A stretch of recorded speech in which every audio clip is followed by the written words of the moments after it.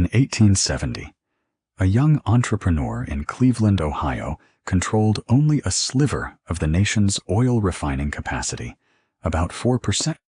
A decade later, that share had risen to 90%. By 1904, his organization oversaw more than 90% of oil production in the United States and roughly 85% of downstream sales. This was not simply a company. It was a template. It became the prototype for every corporate monopoly that came afterward. His name was John D. Rockefeller, and what he built was not limited to Standard Oil. He engineered a management system, a form of economic architecture, and a method of power that continued to operate long after the U.S. government shattered his company in 1911. That system did not vanish. It metastasized. Modern corporations across industries use it today. The fuel you pump into your car, the medical products you consume, the platforms you rely on to communicate, the food brands that dominate grocery shelves, and the financial institutions that hold your savings. The same playbook repeats: vertical integration, horizontal consolidation, regulatory capture, philanthropic legitimacy, and a market dominance so complete that rivals stand no chance. Rockefeller's legacy was not just about oil. It was about the architecture of power, about controlling the arteries of commerce. Once you understand this, you realize that the actors may change: Amazon, Google, Pfizer, JP Morgan. But the blueprint is the same.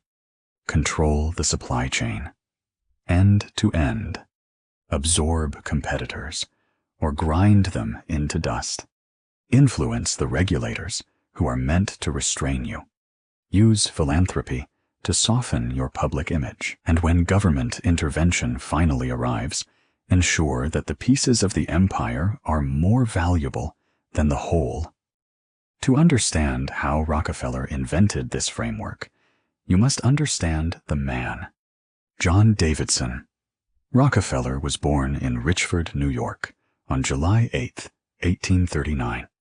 His father, William Avery Rockefeller, was a charismatic trickster who sold fake medical cures, calling himself a traveling doctor. His mother, Eliza, was a strict and deeply religious Baptist.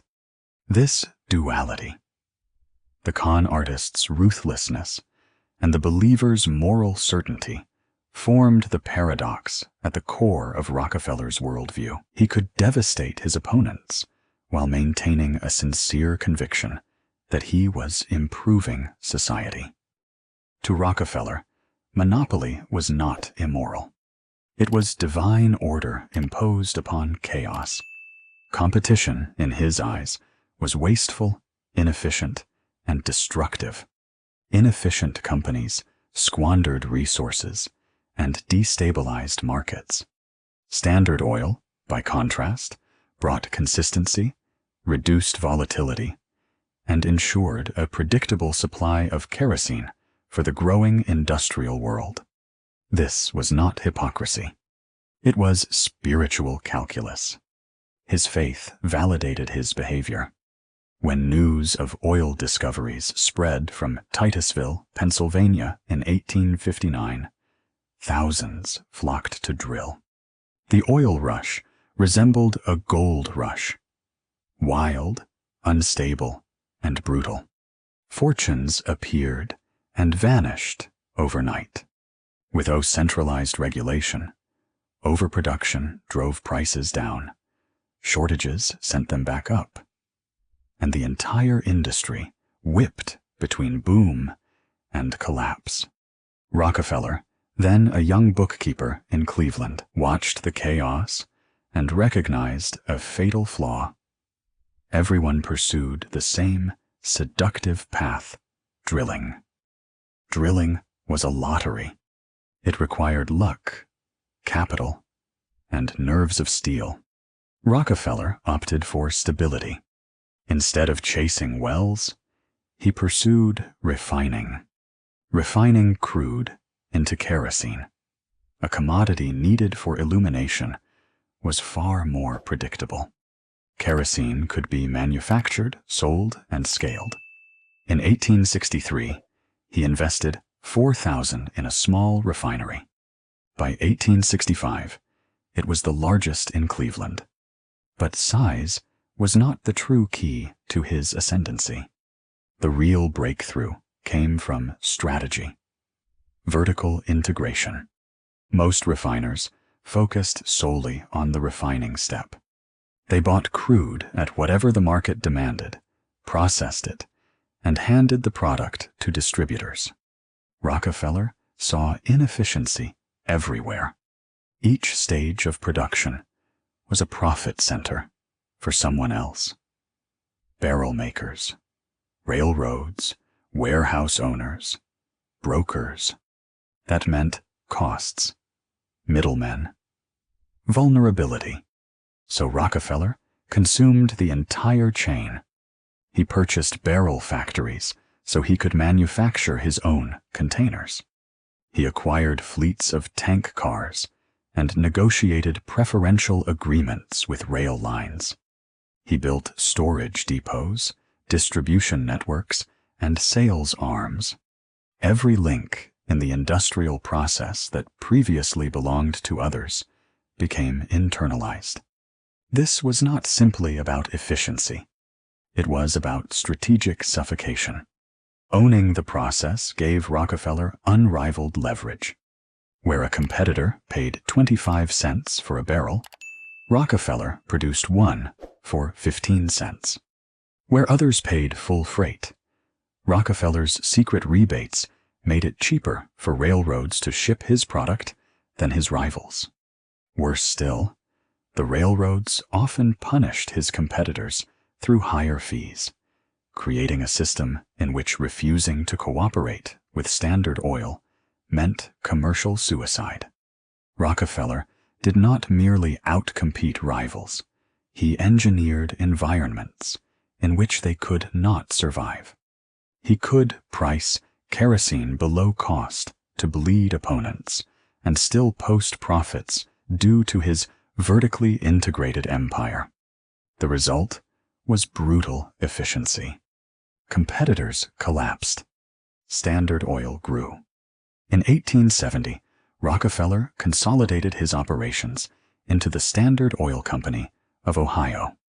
His refineries were now the largest on Earth, yet he still controlled only a sliver of America's total refining capacity. What followed was his second weapon: horizontal integration. If vertical integration meant controlling the supply chain from top to bottom, horizontal integration meant absorbing or eliminating every competing refinery. In 1872, Rockefeller executed what historians later called the Cleveland Massacre. Over a 3-month campaign, he approached all 26 refinery owners in the city. His proposition was simple: sell to Standard Oil and join the machine or face annihilation. Those who accepted were treated as partners. Rockefeller paid reasonable valuations and even gave some prominent roles within the company. Those who resisted encountered a different approach. Standard Oil plunged kerosene prices, leaving competitors hemorrhaging cash. Some tried to ride out the storm. All failed. By the end of the offensive, Rockefeller owned 25 of 26 refineries. From that moment forward, conquest became policy. Buy them if they accept. Break them if they do not. Standard Oil repeated this strategy across New York, Pittsburgh, Baltimore, and every industrial corridor in its path. By 1879, it dominated 90% of American refining. the scale was astonishing. This was no longer a business. It was a force of nature, and inevitably, it provoked the attention of the public and policymakers. Rockefeller understood the dangers of being labeled a monopoly. Monopolies attract scrutiny and legal retaliation. In 1890, the Sherman Antitrust Act was enacted explicitly to deal with companies like Standard Oil. But breaking up Standard Oil did not weaken Rockefeller. It multiplied him. The company fractured into several massive entities: Exxon, Chevron, Mobil, each underpinned by Rockefeller's shares. The pieces were worth more than the original whole. Here lies a deeper insight, often missed. Rockefeller did not fail. He graduated. He moved from king of one monopoly to godfather of an entire industrial lineage. The empire outlived the empire builder, and the method, the strategic code, entered corporate DNA. Today, global technology companies imitate Rockefeller's logic. Amazon does not just sell products.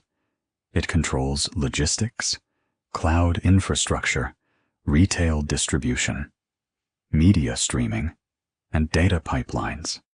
Google does not simply operate a search engine. It dominates advertising networks, browser ecosystems, and mobile operating systems. Pharmaceutical giants mirror Standard Oil's approach. Research acquisitions, supply chain capture, lobbying power, and philanthropic branding. The public sees innovation. Insiders see consolidation. Algorithms, patents, foundations, these are the spiritual grandchildren of Standard Oil. Rockefeller taught the world that monopoly is not just a market position. It is a philosophy. Understanding the Rockefeller system is not a historical exercise. It is a survival strategy. Once you know the blueprint, you recognize its fingerprints everywhere. In a world where markets are engineered rather than competed, where regulators serve the industries they oversee, and where philanthropy doubles as political influence, the Rockefeller legacy is not an artifact of 1900. It is the environment we inhabit. And until people see the method, they will continue to assume that power is accidental, that companies get big by merit alone. Rockefeller knew better. Power is designed, and the world he built still shapes the one we live in. The American public loathed Rockefeller. To many, he was the archetype of the robber baron, a ruthless manipulator who crushed smaller businesses and corrupted the forces meant to restrain him. In popular newspapers of the era, he was caricatured as a vulture, a predator, a monopolistic tyrant. His name evoked fear and anger, not because people disliked oil, but because they understood instinctively what his empire represented: power beyond accountability. Rockefeller had two fundamental problems: public animosity and legal limitation. He needed a way to maintain control without appearing to hold it. And in 1882, he found a weapon perfectly suited to that purpose: the trust. His lawyers engineered a legal innovation that changed the corporate world forever. The trick was elegant. State law prohibited Standard Oil of Ohio from owning companies outside its borders, but nothing prevented a separate legal arrangement from owning those companies' stock. Rockefeller created a centralized trust that held shares in all Standard Oil affiliates across the country. 41 shareholders. Rockefeller himself, along with his closest allies, controlled the trust, and the trust in turn, controlled every subsidiary. One invisible brain controlled dozens of bodies. This construct became America's first great corporate trust, and once forged, it was imitated everywhere. The Sugar Trust, the Tobacco Trust, the Steel Trust. Each borrowed Rockefeller's structure. The blueprint was simple. Create a holding entity that does not produce anything, does not mine, does not drill, does not sell. It simply owns. It is the puppeteer behind the curtains, pulling strings with no fingerprints. The trust model evolved into the modern corporation. Instead of one company trying to operate every function, a parent company could own a network of subsidiaries, each with specialized roles. Berkshire, Hathaway, Alphabet, Meta, Amazon. These are not businesses in the old sense. They are corporate ecosystems, precisely engineered to disperse risk, shield liability, and maintain centralized control. By 1904, Standard Oil's reach was staggering. 91% of refining, 85% of final sales. Rockefeller himself became the richest man alive, with a fortune estimated around $900 million at the time, something like $25 billion in today's dollars. But even that number is misleading. Rockefeller's wealth did not reside in cash or property. It was stored inside the bloodstream of his empire.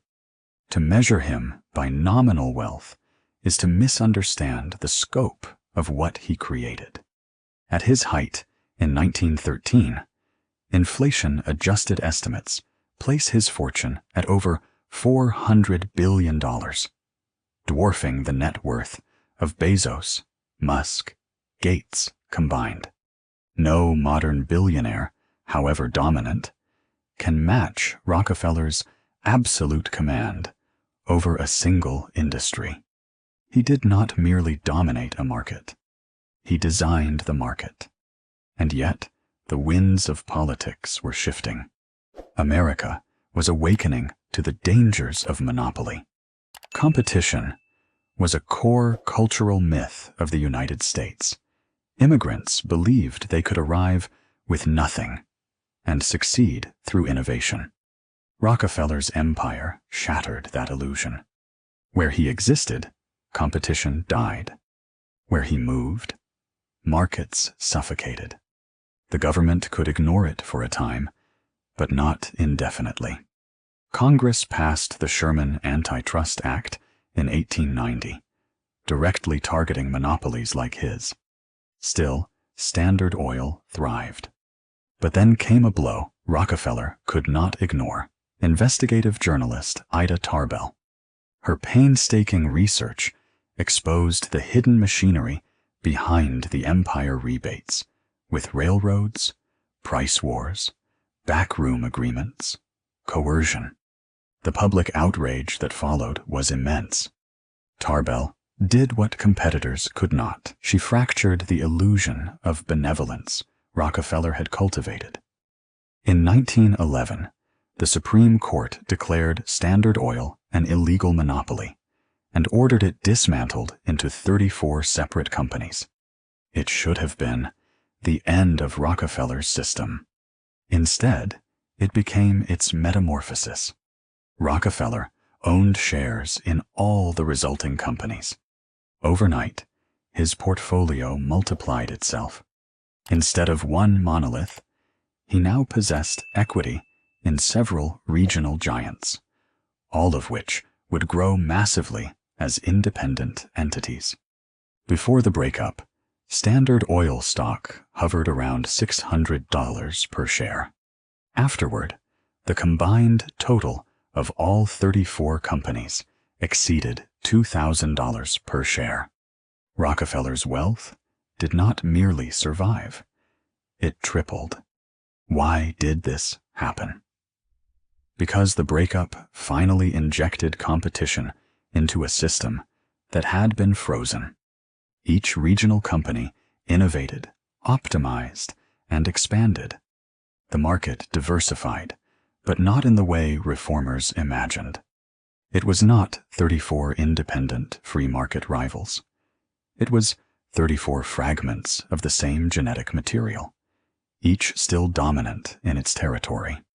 A monopoly sliced into pieces remains a monopoly if all the pieces belong to the same shareholders. Over time, those fragments reconverged.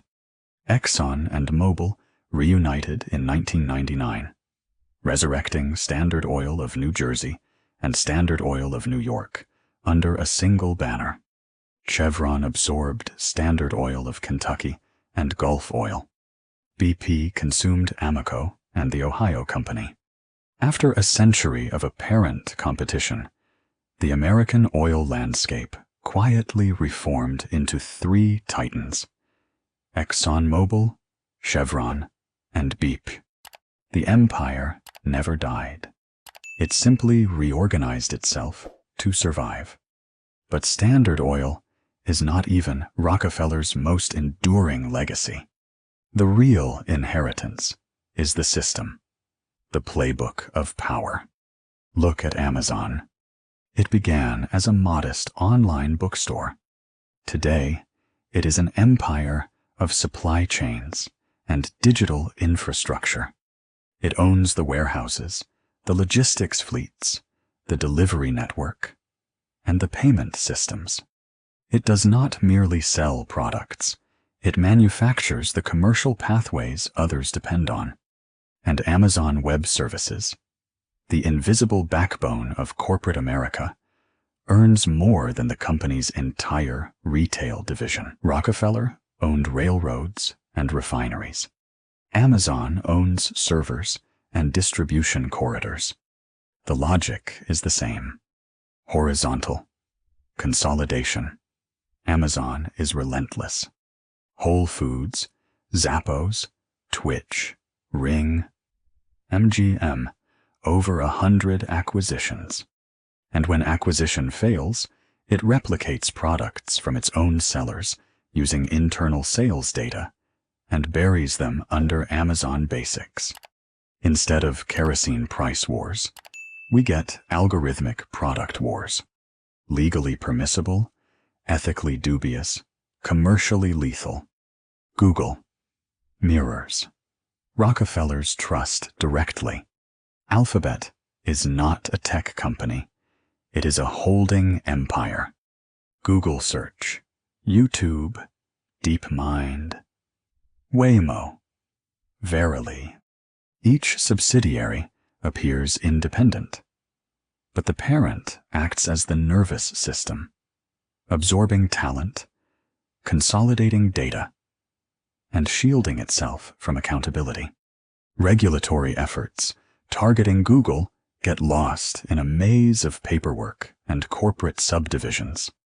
Like Standard Oil, Alphabet has no real rivals, only tenants living on its infrastructure.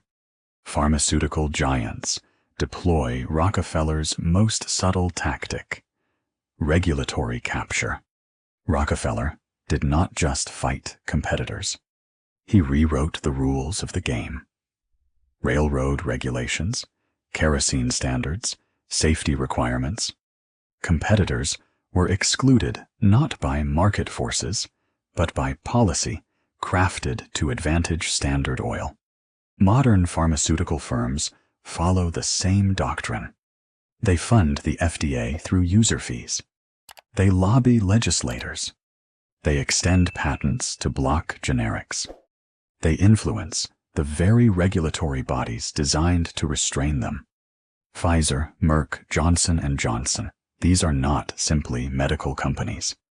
They are policy engines optimizing the boundaries of legality in real time. And finally, there is Rockefeller's ultimate innovation: philanthropy as power. In 1913, he created the Rockefeller Foundation with an initial gift of roughly $250 million over $7 billion today. The foundation financed medicine, universities, and public health initiatives around the world. On the surface, it looked like benevolence. But foundations are not merely charitable tools. They are policy instruments. Through selective funding, Rockefeller could shape curricula, direct research priorities, and influence the ideological trajectory of American institutions. Wealth was not only preserved, it was sanctified. The legend of Rockefeller is not the story of a man who made money. It is the story of someone who engineered the operating system of modern capitalism. Every dominant corporation repeats his methods. Every regulatory battle echoes his strategies. He did not build an empire of oil. He built an empire of structure. And once you recognize it, you start to see the world not as a marketplace of independent actors, but as a lattice of trust entities, holding companies, regulatory funnels, and philanthropic fronts, all designed to channel wealth upward. The names change, the sectors change, the technology changes, but the blueprint remains timeless. That blueprint is Rockefeller. Rockefeller's philanthropy did not simply buy good press. It bought legitimacy.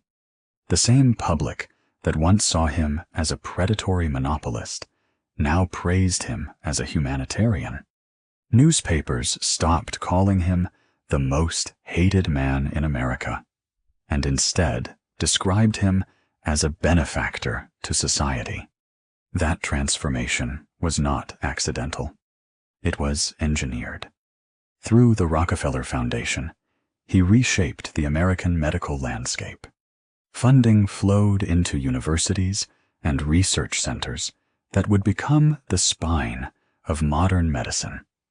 Johns Hopkins, the University of Chicago, Rockefeller University.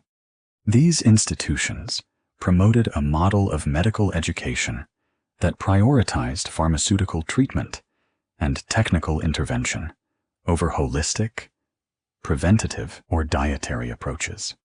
This was not conspiracy. It is documented history. The foundation sponsored the Flexner Report, which standardized medical schools around laboratory research and pharmaceutical solutions. Hundreds of smaller schools, many practicing alternative or community-based medicine, were shut down or starved of funding. Rockefeller did not simply donate to medicine. He redesigned it. This realignment benefited pharmaceutical companies enormously. Many of those companies were directly derived from Standard Oil's chemical divisions. The century that followed was shaped by the most profitable product line in history. Not fuel, but drugs. Every billionaire since has copied Rockefeller's philanthropic model. Bill Gates created the Bill and Melinda Gates Foundation, now controlling tens of billions of dollars in assets. The foundation influences global health policy, finances, vaccine programs, shapes World Health Organization priorities, and advises national governments on public health strategy. Mark Zuckerberg launched the Chan-Zuckerberg Initiative using complex LLC structures that allow political influence, private investment, and philanthropic branding simultaneously. Warren Buffett pledged his fortune not to the state or to public institutions, but to the Gates Foundation, concentrating power into a single private vehicle. These are not charities in the traditional sense. They are legacy machines, tax shelters, and policy levers disguised as benevolence. Rockefeller did not just invent the model. Modern billionaires perfected it. The Rockefeller family never disappeared. It learned to operate behind layers of institutions and trusts. David Rockefeller, John Dee's grandson, lived to be 101 and wielded extraordinary influence. He chaired Chase Manhattan Bank, founded the Trilateral Commission, and became one of the most powerful figures in global finance for half a century. The clan's wealth, estimated around $11 billion today, is not held in a vault or a single company. It is spread across hundreds of trusts, non-profit entities, philanthropic funds, and private holdings. The Rockefeller Brothers Fund, the Rockefeller Family Fund, the David Rockefeller Fund. These organizations still shape research priorities, political movements, climate policy, urban development, and international relations, 150 years after the first kerosene barrel was sold. And here is the crucial point.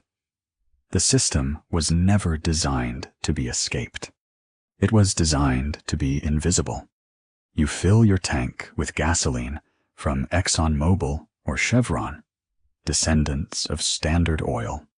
You shop on Amazon, which mirrors Rockefeller's vertical integration and horizontal imperialism.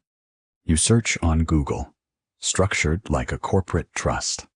You receive medicine from pharmaceutical companies whose entire industry was molded by Rockefeller-funded medical reforms.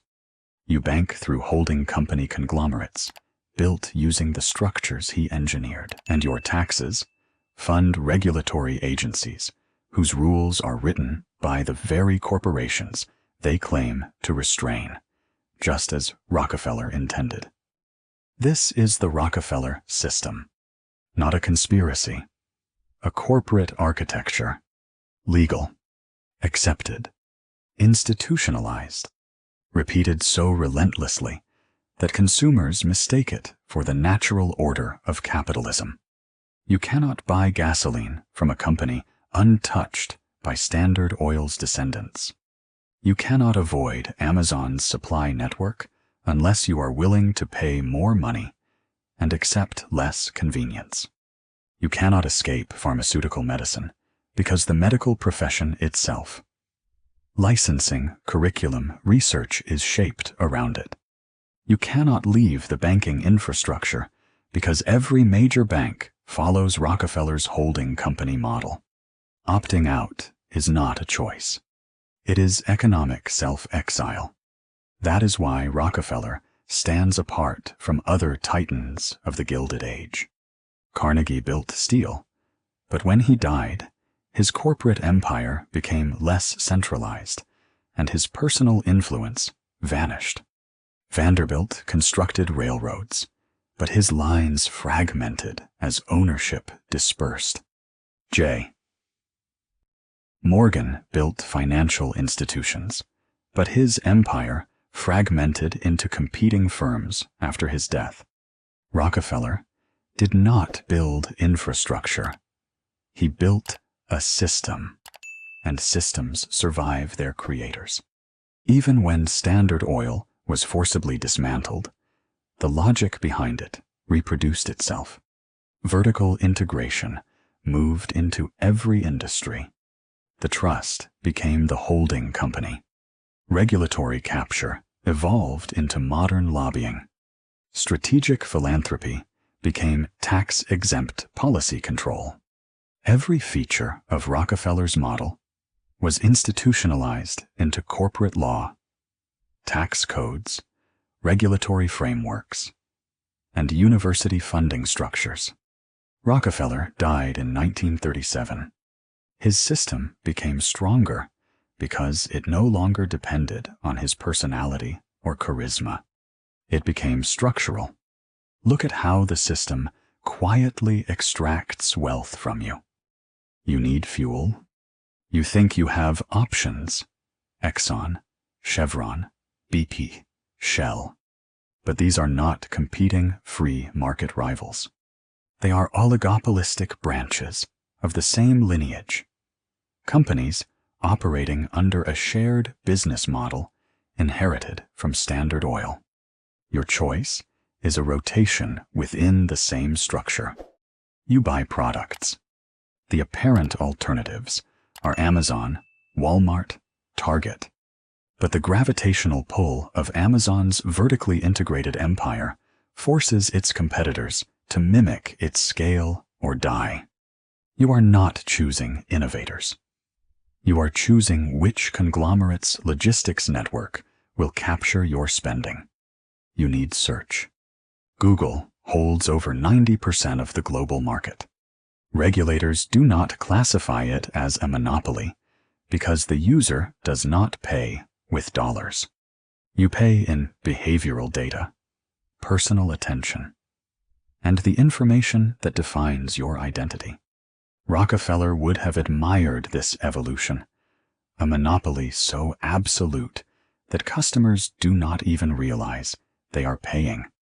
You need social connection. Facebook, Instagram, WhatsApp. 3 different doors, same house. That is horizontal consolidation in its purest form. You need healthcare.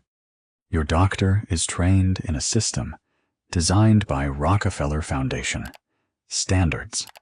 The pharmaceuticals they prescribe come from corporations following Standard Oil's industrial and regulatory strategies. Your insurance is issued by institutions built on holding company architectures. Every step of your medical life is mediated by Rockefeller's system. Extraction is not episodic. It is continuous. Every decision delivers value upward. Every voluntary choice is really a selection among monopolistic descendants. The average American spends thousands of dollars a year on gas, e-commerce, healthcare, telecommunications, and digital services. Over a lifetime, hundreds of thousands of dollars flow not to local businesses or small competitors, but to oligopolies that trace their lineage to Rockefeller or his methods. These firms do not punish competitors. They preempt their existence. And yes, you could try to resist. You could walk instead of drive. You could boycott Amazon. You could experiment with alternative medicine. You could abandon Google for privacy-focused search engines. You could delete Facebook. But society is calibrated so that each of those choices imposes economic, social, or professional penalties. You are not competing with the system, you are living inside it. That is Rockefeller's true genius. He did not build wealth for a lifetime. He engineered a mechanism that harvests wealth forever, a system that outlives regulators, presidents, markets, crises, and even the family name. A system that remains invisible because it looks like normal life. That is why Rockefeller was not simply the richest individual in history. He was the architect of the modern corporate world. Systems die with their builders only when they are personal. Rockefeller's system was never personal. It was structural, and structures endure. Rockefeller's final achievement was not becoming the richest man in history. It was building a system where every road bends back toward centralized corporate power. A system where competitors are crushed before they mature, where regulators spend more energy defending incumbents than protecting citizens, where philanthropy purchases legitimacy, tax exemptions, and influence. That is the Rockefeller system. And whether or not you recognize it, you live inside it. But here's the nuance most people miss. The system is not fueled by cruelty. It is fueled by efficiency. Vertical integration reduces waste and lowers cost.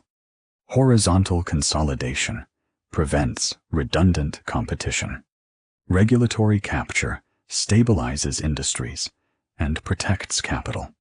Foundations fund research that improves public health and education.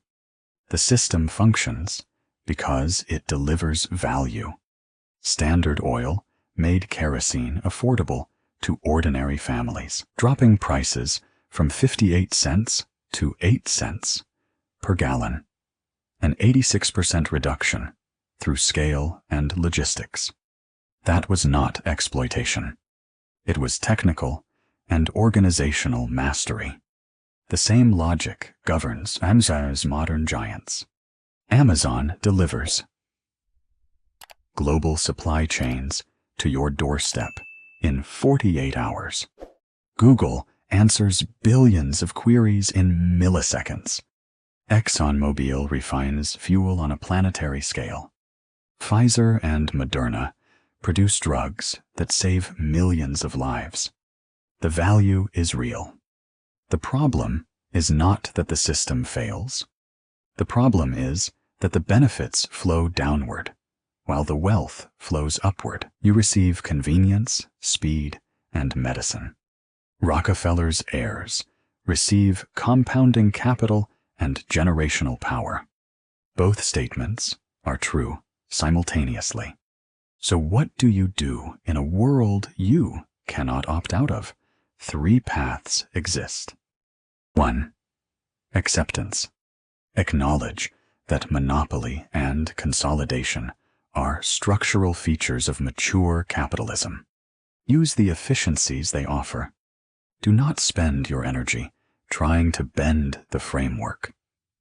Take the cheap gasoline, the free search engine, the next day shipping. Accept that wealth will aggregate at the peaks of the pyramid. 2. Resistance. Support antitrust enforcement, even when it slows innovation. Buy from independent businesses, even when they buy more. Use inferior alternatives, because building a competitive ecosystem requires sacrifice. Vote for leaders who challenge monopolies, instead of partnering with them.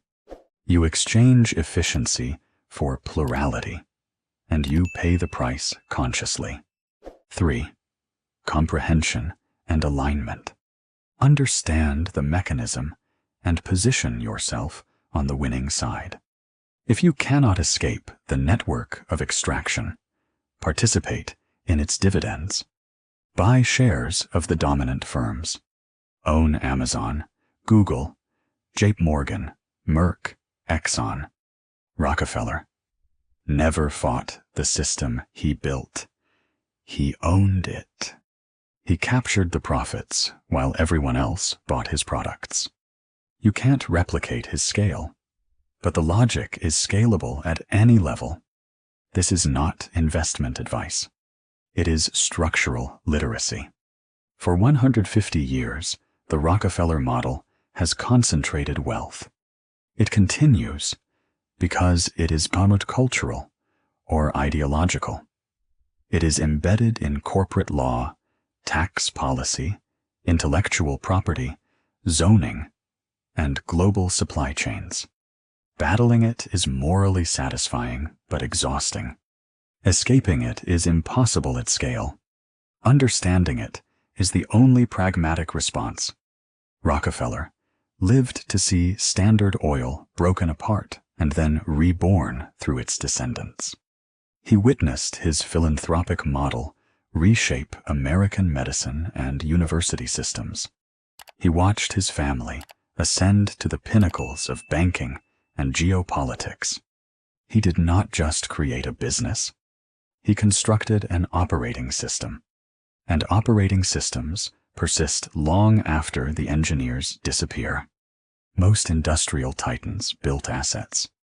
Carnegie built steel mills. The mills endured, but his personal command did not. Vanderbilt built railroads. The tracks remained, but the empire fragmented. J. Morgan built financial networks. His successors carried them forward, but his singular dominance faded. Rockefeller built something none of them did. A replicating architecture. Systems do not die. They evolve. What began as Standard Oil migrated to steel, railroads, tobacco, sugar, then to automobiles, electronics, pharmaceuticals, and eventually to the digital monopolies of the 21st century. The mechanisms have not changed, only the interface. Vertical integration, horizontal consolidation. Trusts become holding companies. Lobbying becomes policy drafting. Philanthropy becomes governance. The method survived its creator because the method was universal. Today, every industry converges toward the same equilibrium. 3 to 5 dominant players controlling the entire market. Amazon, Walmart, and Target. Exxon, Chevron, and BP. Pfizer, Merck, and Johnson & Johnson. J.P. Morgan, Bank of America, Citi. Meta, Google, Apple. The consolidation Rockefeller pioneered is no longer a strategy. It is the end state of capitalism, and it continues accelerating. Each year, fewer companies control more infrastructure. Each year, barriers to entry climb. Each year, the network becomes harder to see, let alone escape. You are not navigating a free market. You are navigating a managed maze whose walls were built generations ago. That is the Rockefeller system, not the refinery in Cleveland, not the kerosene barrels. The method, a self-replicating logic structure that rewards scale, punishes competition, captures regulators, and sanitizes influence through philanthropy. The modern economy sits atop this foundation, and you participate in it every time you swipe a card, fill a tank, update an iPhone, or take a pill. If this explanation revealed mechanisms you have never seen, if you finally understand that the institutions shaping your choices trace back to a single industrial architect 150 years ago, follow this channel, because awareness is step 1. You cannot flee the Rockefeller system, but once you see it, you stop being a pawn in it. John D. Rockefeller built a system you cannot escape. Vertical integration, horizontal consolidation, corporate trusts, regulatory capture, and philanthropic influence. It is the operating code of the modern world, and you live inside it every single day. Welcome to Rockefellers.